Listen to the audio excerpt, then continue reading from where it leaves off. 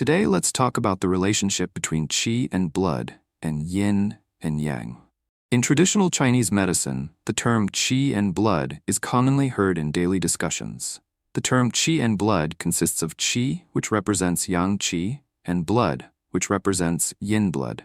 Yang qi is a very special and important concept that permeates the entire cultural system of traditional Chinese culture. So what exactly is qi and blood?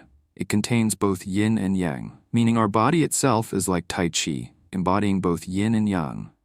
In this context, qi is yang qi, and this concept of yang qi is fundamental throughout traditional Chinese culture. Yang qi is not a physical substance, which makes it difficult to measure with instruments. Therefore, early Western medicine often labeled traditional Chinese medicine as pseudoscience, thinking that it lacked scientific grounding. One of the reasons for this belief is the frequent mention of yang qi in Chinese medicine. Western science often dismisses concepts like yang qi, meridians, and acupoints because they cannot be seen or measured. They argue that these concepts are intangible and imagined. On the other hand, blood is something they can understand, as blood circulates in the blood vessels, is visible to the naked eye, and can be measured and analyzed by instruments. The reason for this discrepancy is that Western medicine dissects cadavers, and while they can see blood vessels and muscle tissue, they cannot see meridians and acupoints.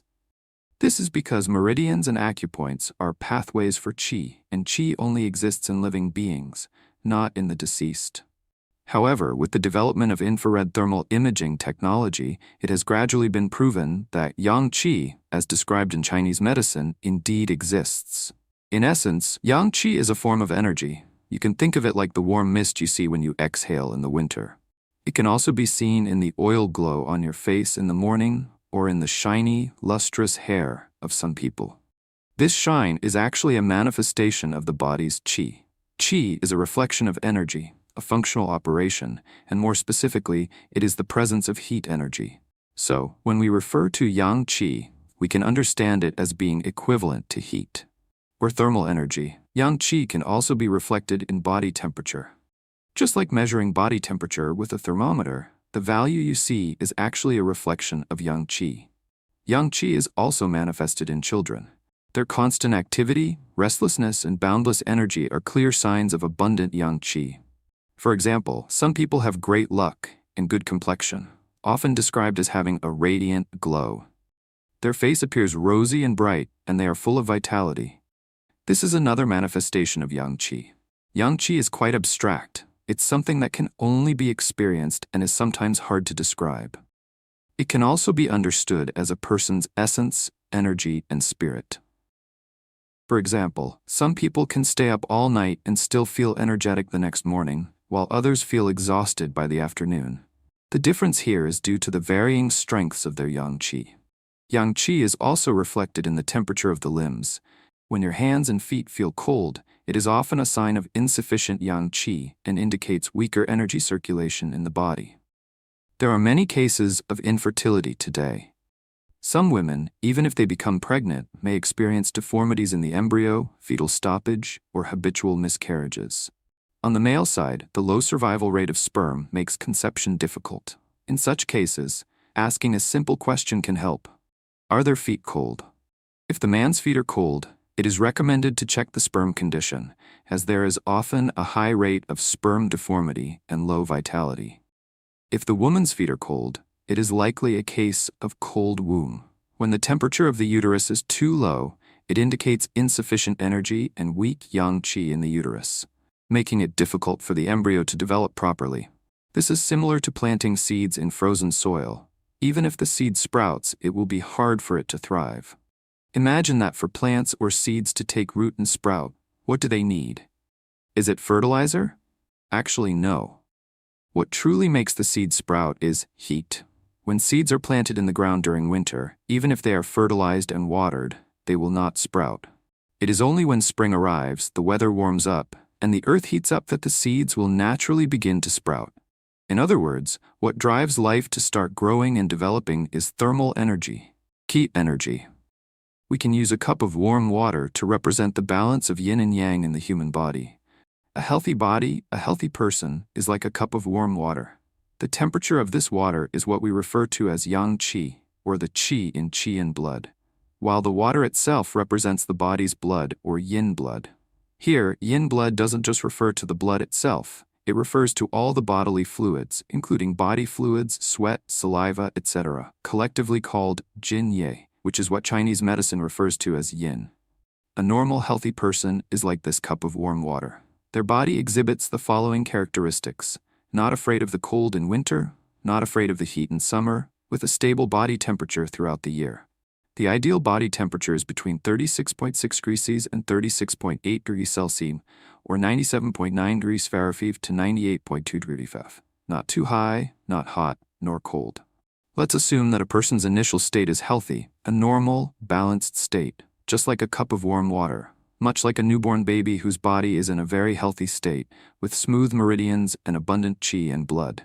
Many children in winter, even when snow is falling outside, may have rosy red faces, but their hands and feet remain warm. This is a clear sign of abundant yang qi. However, in our daily lives we face many forms of consumption. These include staying up late, overexerting the body, engaging in intense exercise when already physically unwell, excessive sweating, all of which drain the body's heat energy. Additionally, there are dietary factors.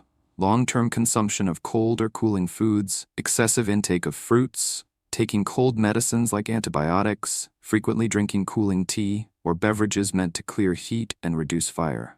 These behaviors continuously deplete our yang qi and yin blood. Excessive mental and intellectual strain is also a significant source of depletion. When we are constantly under high pressure or overexerting our brain, it depletes a large amount of qi and blood. Scientific research indicates that about 70% of the oxygen in the body is consumed by the brain. Not only that, over 70% of the energy and heat is also consumed by the brain. Therefore, people who engage in intellectual work for long periods often have worse physical health than those who do physical labor, because the depletion they experience is deeper and more hidden.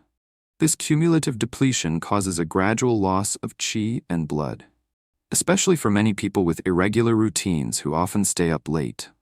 According to traditional Chinese medicine, TCM, between 11 p.m. and 3 a.m. is the golden time for the body to produce blood, detoxify, and store blood.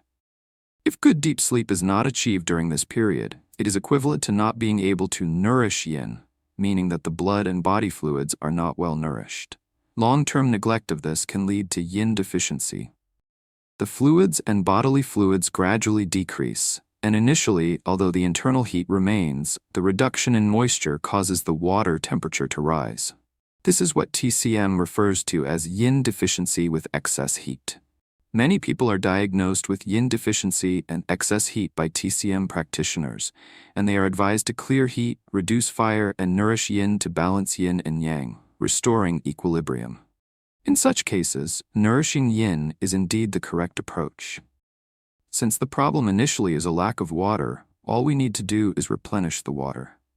So how do we specifically replenish water?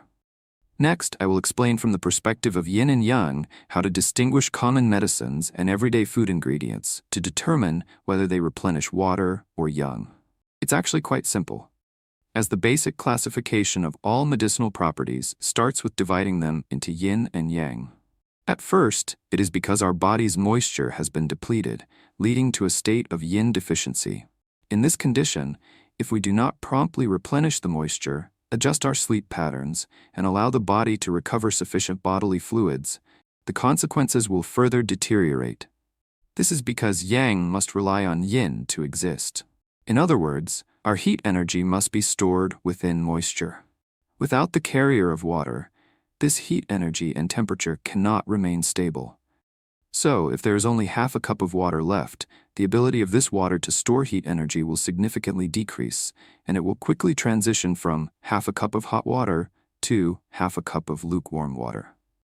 At this point, many people will experience a shift in their constitution, initially having warm hands and feet, being afraid of heat, and not daring to wash with cold water, but after a period of time, they may find their hands and feet becoming cold, no longer afraid of heat, and feeling cold even in summer. They might also start to prefer drinking hot water and feel uncomfortable drinking cold water. This is precisely the process where the body transitions from yin deficiency to yang deficiency. When our body has been continuously depleting energy without timely replenishment of water or heat, it will lead from the initial yin deficiency to gradually evolve into yang deficiency, and eventually even develop into the state of both yin and yang deficiency. So when assessing someone's health condition, we must first distinguish, are they yin deficient, yang deficient, or both yin and yang deficient? However, the most severe condition is not the dual deficiency of yin and yang, but rather what is called yin excess. That is a cup of ice water. Ice water is very prone to freezing. Once it freezes, solid substances formed by cold qi will appear inside our body. The mild form is various cysts, fibroids, hyperplasia, and lipomas. These are benign changes. But if the cold goes deeper, and the cold qi reaches its extreme, turning both the internal and external environments into ice, it may evolve into malignant tumors, such as cancer. This condition is known as yin excess constitution. If we relate yin and yang to qi and blood, there is a close relationship between them, which is described as blood is the mother of qi, and qi is the general of blood. This means that blood generates qi, and qi comes from blood, while qi acts as the commander of blood, pushing it to circulate throughout the body. This forms a mother-child relationship between them. The blood in our body is actually a substance transformed from food by the spleen and stomach. Therefore, if a person has poor spleen and stomach function, it leads to blood deficiency, resulting in insufficient blood production, and naturally, qi cannot be generated. When qi is insufficient, it cannot push the blood circulation and the normal function of the internal organs. For example, the heart is associated with fire in the 5 elements, and fire corresponds to the heart, small intestine, and blood. When fire is insufficient, it cannot generate earth. Earth is the spleen and stomach. The earth then produces metal. Metal is the lungs. Metal produces water. Water is the kidneys. Water produces wood. Wood is the liver. And wood generates heart fire, thus forming a cyclical relationship of generation and restriction in the 5 elements. Therefore, qi and blood are interdependent, and when we nourish the body, we should nourish both qi and blood together. However, the fundamental method of tonifying qi and blood is actually to regulate the spleen and stomach function, being able to eat, digest, and absorb, allowing the spleen and stomach to properly process nutrients. This way, the body can naturally produce blood. Rather than supplementing blood externally, it is better to restore the body's ability to produce blood by itself. This is the most fundamental approach. A significant difference between modern people and ancient people is that modern people generally experience nutritional excess. People today are often concerned about gaining weight, eager to lose weight, and fearful of rising body weight. But if we truly want to study health and wellness, we must ask ourselves a question. Why do people gain weight? What is the essence and root cause of weight gain? Why does the body store fat or energy? There must be a deeper reason behind this, and it's not as simple as eating too much or consuming too many calories. After all, some people can eat anything without gaining weight, while others gain fat just by drinking water. This cannot simply be explained by eating too much. This issue is closely related to the concept of yin and yang that we discussed today. When we use a cup of warm water to metaphorically describe a healthy person, this theory also encompasses the yin-yang relationship between the bones and the flesh in the body. The bones in the human body represent yang, while the flesh represents yin. The bones and flesh in each person are actually relative to each other. When a person is thinner and has a noticeable bone structure, they can be understood as having more yang. On the other hand, if a person is rounder, with abundant fat and little visible bone structure, they can be said to have more yin. Therefore, the balance of yin and yang can often be observed in a person's body shape. However, the yin and yang here is not the same as the cold and hot constitution. It is simply a way of judging whether a person leans more towards yin or yang from the perspective of their bone and flesh ratio. In other words, this is physical yin-yang, not cold-hot yin-yang. Generally, people with more yin, such as women with a fuller body shape, are more likely to have daughters, according to face-reading traditions. Of course, this is just a general trend, not an absolute rule. The gender of a child is influenced by both parents and is largely determined by the male partner. The observation that fuller women are more likely to have daughters only applies to females. From a male perspective, both being overly thin, excess yang, or overly fat, excess yin, tend to result in having daughters. In contrast, men with a balanced body type, with proper yin-yang harmony, are relatively more likely to have sons. Of course, a person's body shape can change throughout their life. They may be thinner when young, gain weight in middle age, and become either fatter or thinner in old age. This process reflects the changes in the body's yin-yang balance, and is a holistic relationship that synchronizes with one's physical condition and even their fortune. After drinking Zhenghan cha for a while, the first change you might notice is weight gain. However, the initial weight gain is not really about getting fatter. It actually reflects an increase in the overall blood volume in your body, what we commonly refer to as qi and blood, becoming more abundant. Currently, medical tests cannot directly measure how much blood you have in total, but if you have been drinking Zhenghan cha regularly and follow a routine of early bedtime, this weight gain is actually equivalent to an increase in your body's bone and blood, which is a very noticeable change. Another situation is when, at the same time as your qi and blood become more abundant, your body starts to gain flesh, meaning you might appear to gain weight, and your body shape may change noticeably. In this case, you need to consider that your body is engaging in energy storage. Our body is very intelligent. It knows the current energy status and will decide what energy should be released and what should be stored based on your energy intake.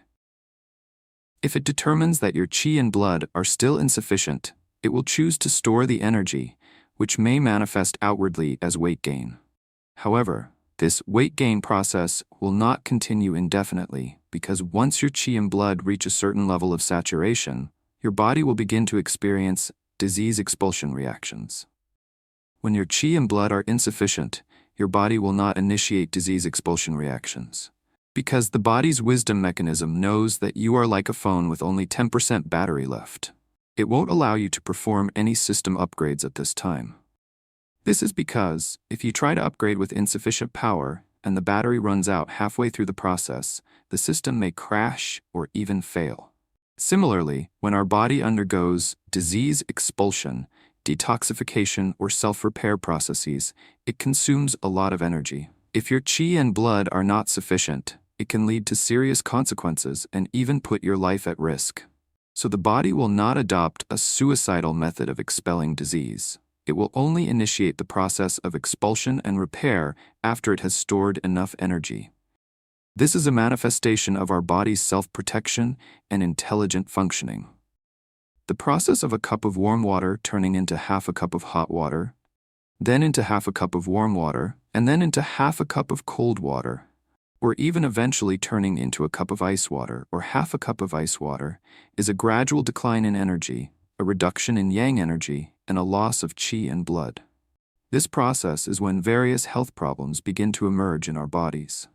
From the initial state of health, it progresses to subhealth, potentially developing into chronic diseases, and may eventually lead to severe acute or malignant diseases.